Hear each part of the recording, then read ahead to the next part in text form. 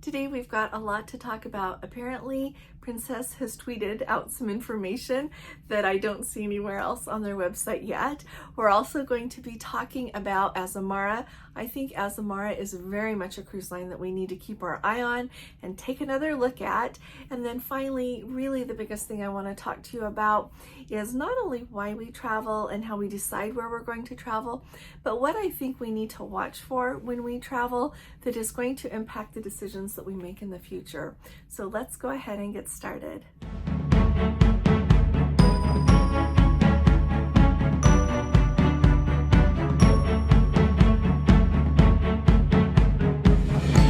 Hi there, this is Allison with Let's Go Travel Tips. Today is Wednesday, it is June 19th of 2024, and let's start at the very top talking about Azamara. So Azamara Cruise Line, as you know, has been around and they are known for having a really good product. I love how they talk about how they're a hotel at sea because how long their port days are. Their ships are a little bit smaller so they can get into some of the ports that the really large cruise ships cannot come into. One of my favorites that I've seen on an itinerary is they are able to go into the town of Amalfi. If you have been on one of the big cruise ships that, like, you know, you think of like your Princess, your Celebrity, your Royal Caribbean, Norwegian, all of these, they are too big of a cruise line to go into Amalfi. They're going to be taking you to Naples or Salerno, and then you can do an excursion to take you to Amalfi. So that's a nice perspective, and they've got a lot of extra things that they do as well. So if you haven't been following me along, I am going to go on an Azamara cruise the third week, I believe it is, of September this year. It's a French immersive, so I'm so excited about that itinerary. But along with that, I made that decision very specifically. I'm making an extra trip in order to do that because I really want to experience Azamara and everything so that I can tell you about it. Because, you know, we get in these habits in our life, and my habit would be Princess, but you know, I don't want us to miss something out there that is something that we need to do, because as we do different things and try different things, lovely things come along that we would have never anticipated. Now, the reason that I think that Azamara is such a cruise line to keep our eye on is they already have had a really good product. They are known as, they like to be known as a hotel, a floating hotel, because they really have long port days. You get there early in the morning and you have a lovely day in port, not leaving until late. So that's another fabulous thing to consider when you're thinking of Azamara. But recently, Dondra Ritzenthaler from Celebrity was the last place that she worked, and she is extraordinary. She is now their new CEO, and I think she is assembling a dream team truly for everyone who's going to be working with her. Azamara just announced who some of their new executives will be, and they really come from having a very rich background, not only in cruising, but in the area that they are going to be working for with Azamara. They have excellent credentials, and I think they're going to do amazing things. So rolling forward, I think we're going to see not a huge shift in Azamara, but I think we're going to see a magnificent change in how they market themselves and in how they manage some things. I expect things are going to get better, and when those things get better, the onboard experience always gets better as well. Now, let me know in the comments if you have sailed on Azamara. If you have, tell me what you enjoy the most about it. I would just really enjoy hearing from you. I'm also really excited to kind of go and compare the onboard experience with that of Princess, the other cruise lines that I have sailed on, and let you know what I think about the differences, what you get for how much it costs in comparison. There's a whole lot to think about, so I hope that you'll mark on your calendar to come with me in September. I'll take you along with me, and it's going to be really exciting. Next, we need to talk about Princess Cruises. I spoke with you in my video yesterday all about the fact that no one has been able to book the dining reservations that we were expecting to be able to book for those cruises that sail after the beginning of September, when Princess will have those 3 dining rooms set up with their main dining rooms on board the ships. If you missed that in my video yesterday, go ahead and take a look. But I appreciate Let's Go family members. Several of you have sent me emails letting me know that you saw on Twitter, which I guess they call X now, but they saw the princess tweeted out that there is a delay, and now we are expected to be able to do that on July 1st. So I am hoping that we've got big things coming with the app. My hope is that I'll be able to see all of my cruises and be able to book my dining, and that everything else will work all okay as well. So keep me posted if you know changes in your app. I know that some of you, your cruises are showing up just fine. I'm kind of wondering if it has anything to do with when your cruises sail, because our cruises are showing up, like I said yesterday, through the Love Boat cruise, which sails August 31st, but after that, none of them are showing up. So we'll just keep an eye and keep you up to date, okay? Alrighty, what I want to talk to you next, I have been thinking a lot about as I have been on this cruise.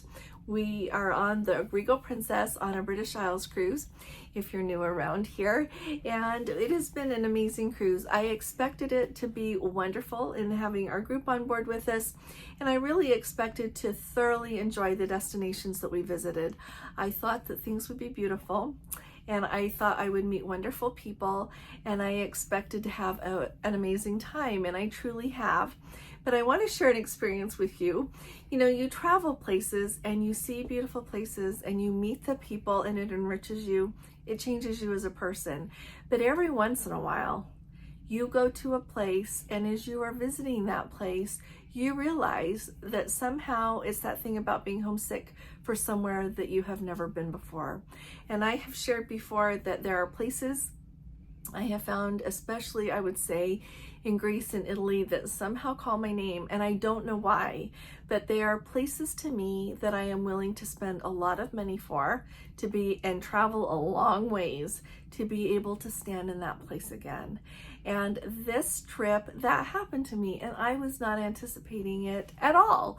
It was the day that we went from the cruise port there in Greenock, Scotland, and we took a tour, and I believe it was called the Best of the Highlands, and they take you on this wonderful tour. We had an excellent tour guide, and that tour is actually so good that when we had done it last year, when we had come to that same cruise port, we took it and loved the day, and so that's why we decided to do it again. We had booked another excursion and it was canceled, and so we thought, well, let's do that one because we enjoyed it so much.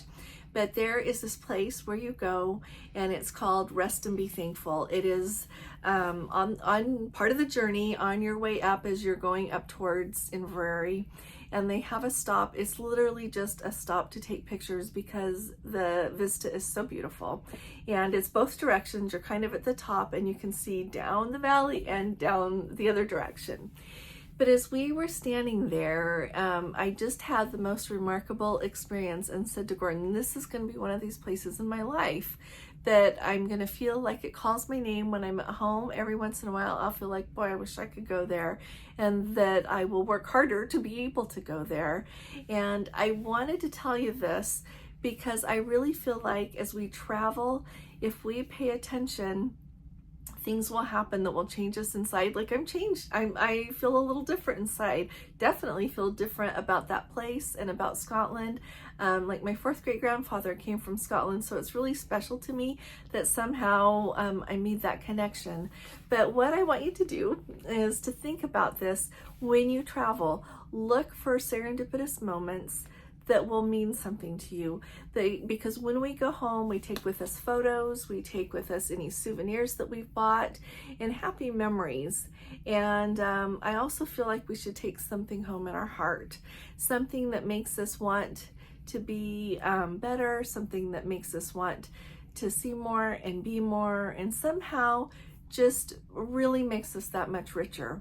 So I want you to tell me in the comments if you have had this experience before, how it's impacted your life, and if you are able to go back to some of those places, because I feel like you can carry them with you. Even if you never can go to that place again, you can carry them with you. So along with this comes the discussion that you can never really go to the same place twice, because when you get to that place again, it's not exactly the same anymore. Like there'll be different grass under your feet, right? You'll be a different person when you go to that place again. But so two things to do with that I've thought of. One is to go when you can go. You would not believe how many people tell me, go when you can go, because things change in life in an instant.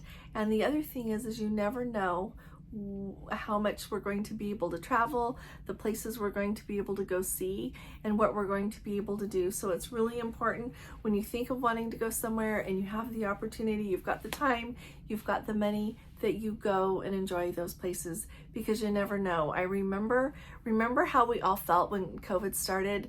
I don't know that we all felt the same, but I think we were all worried and so much uncertainty, and then we couldn't go anywhere for a long time.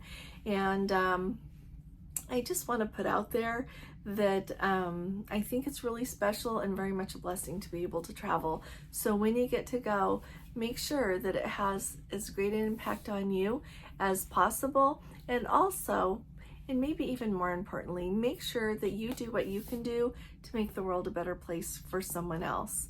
I think that that's a really important part of traveling as well. Have the best impact that you can on people, and do everything that you can to make sure things are better for them as well.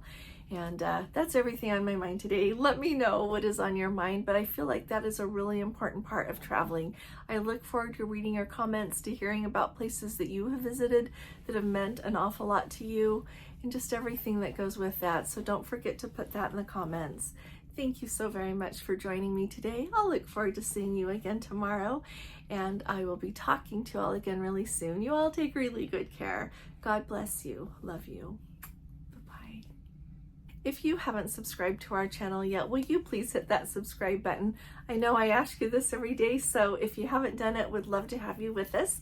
And if you appreciate my updates, will you please give this video a thumbs up? I know I keep looking out the window and it is spectacularly beautiful out there. So we are going to tuck in a little bit of video footage of what we're looking at right now.